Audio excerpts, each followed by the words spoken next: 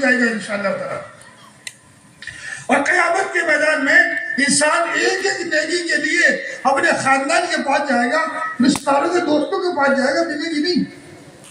لہذا یہاں پہ ہمیں خوب قرآن کا تلاوت کا اہتمام کرنا چاہیے، اللہ کا ذکر اہتمام سے کرنا چاہیے۔ کم سے کم ہر مسلمان کو 3 تسبیح صبح کو، ایک تیسرے کلمے کی، درود شریف کی، استغفار کی، یہ 3 تسبیح کم سے کم پڑھنی چاہیے۔ تیسرے کلمے کی درود تسبیح پڑھے اور بھائی درود شریف کی پڑھے، استغفار پڑھے، یہ سب ہماری ضرورت کی چیزیں ہیں۔ بازار میں گزرتے ہوئے چوتھا کلمہ پڑھ لے 10 لاکھ نیکی مل جائیں گی۔ کتنی ملے گی بھائی؟ حضرت مولانا یوسف صاحب رحمۃ اللہ علیہ فرماتے تھے جو مسلمان بازار میں جاتے ہوئے چوتھا کلمہ نہیں پڑھتا مجھے اس کے ایمان کے نکل جانے کا خطرہ ہے۔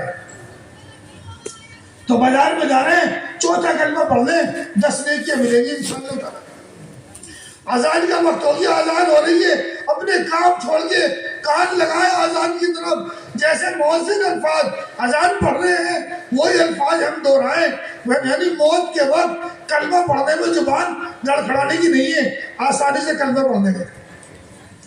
اذان کو الفاظ کو دھیان سے سننا چاہیے اور اذان کے الفاظ کا جواب دینا چاہیے۔ میرے بزرگ دوستو بھائیو، اپنی زندگی کو بعمل بنانا چاہیے، بعمل۔ سارے عمل ہماری زندگی میں، یعنی یہ دعوت کا عظیم کام ہے، یہ ہماری زندگی میں تبدیلی کے لیے ہے اور ہماری زندگی میں ترقی کے لیے ہے۔ حضرت نبی اکرم صلی اللہ علیہ وسلم 70 مرتبہ روزانہ استغفار پڑھتے تھے، اور بعض روایت میں اس سے بھی زیادہ پڑھتے تھے۔ حضرت ابو ہریرہ رضی اللہ تعالیٰ عنہ سوتے نہیں تھے اس وقت تک جب تک کہ یعنی ایک تھیلی بھری ہوئی تھی اس کو سبحان اللہ سے پورا کر لیتے۔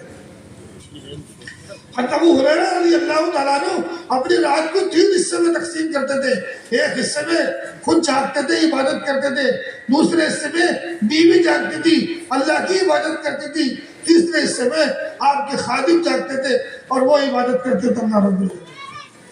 ہمیں بھی اپنے گھروں میں رات کو تقسیم کر لینا چاہیے اور ساری رات گھر میں اللہ کی عبادت ہونی چاہیے، اللہ کی عبادت ہونی چاہیے اور اللہ رب العزت کا ذکر ہونا چاہیے اور اللہ کے ساتھ میں اللہ کے سامنے آوازاری خوب رات کو اللہ کے سامنے رویا جائے۔ اور اللہ، کیونکہ یقین میں اگر یہ بات ہے تو پھر اللہ کے سامنے رونا بھی آسان ہو جائے گا۔ حضرت ابوبکر صدیق رضی اللہ تعالیٰ عنہ فرماتے ہیں جسے رونا آئے وہ روئے اور رونا نہ آئے تو رونے کی صورت ہی بنا دے، ہم جتنا کر سکتے اتنا ہی کر لیں۔ تو میرے بزرگوں دوستو بھائیوں، یقین اگر مضبوط ہے تو اللہ سے مانگیں گے اور اللہ کا ذکر کریں گے اور اللہ کی طرف متوجہ ہو جائیں گے، اور اگر یقین میں کمزوری ہے تو پھر مخلوق کی طرف جائیں گے، مخلوق کی طرف، اور اس سے اللہ ناراض ہوتا ہے۔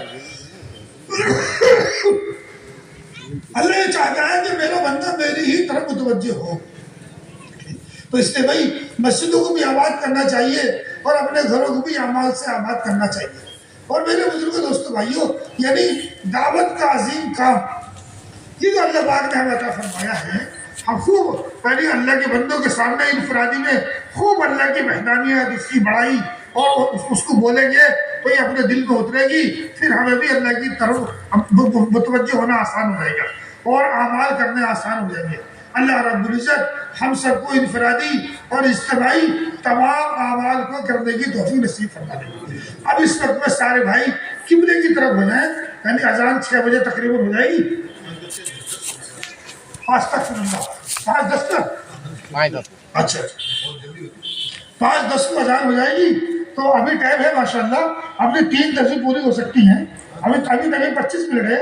تیسرے کلمے کی تسبیح پڑھ لیں، استغفار کی تسبیح پڑھ لیں، درود شریف کی تسبیح پڑھ لیں، یہ بہت ضروری چیز ہے۔ سب اپنی اپنی تسبیح نکالو، قبلے کی طرف متوجہ ہو جاؤ اور خوب اللہ تعالیٰ کی طرف متوجہ ہو اور اللہ تعالیٰ سے اپنی ضرورت کے مطابق خوب مانگو اللہ رب العزت سے۔ اللہ رب العزت ہم سب کو عمل کی توفیق نصیب فرمائے۔ سبحانک اللہم و بحمدک، اشہد ان لا الہ الا انت